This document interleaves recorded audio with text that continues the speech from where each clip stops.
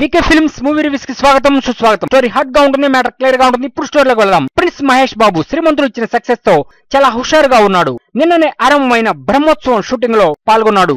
ఈ షూటింగ్ ఎంతో భారీ ఎత్తున ఆరంభమైందని ఒక న్యూస్ ఇప్పటికే ఫిల్మ్ నగర్ నుండి బయటకు వస్తుంది. నిన్న జరిగిన రామోజీ ఫిల్మ్ సిటీలోని ఈ సినిమా చిత్రీకరణలో భాగంగా 21 మంది ఆర్టిస్టులతో ఒక పాటలో మహేష్ బాబు పాల్గొన్నాడు. ఆడిపాడి స్టెప్పులు వేశాడు. ఎంతో హుషారుగా ఉన్న మహేష్ బాబు ఆడిపాడి స్టెప్పులు వేస్తున్నాడని ఒక న్యూస్. ఈ పాటలో మహేష్, ప్రణీత, రావు రమేష్, జయసుధ, తులసి మొదలగు అగ్ర నటీనటుల మధ్యన మహేష్ బాబు డాన్స్ వేసి ఆడి పాడాడని ఒక న్యూస్. మరి ఇంత పెద్ద ఫ్యామిలీతో మరోసారి మనకి కనువిందు చేయబోతున్న మహేష్ బాబు మరి ఇక బ్రహ్మోత్సవాన్ని బ్రహ్మాండంగా మనకు అందిస్తాడని అభిమానులు భావిస్తున్నారు.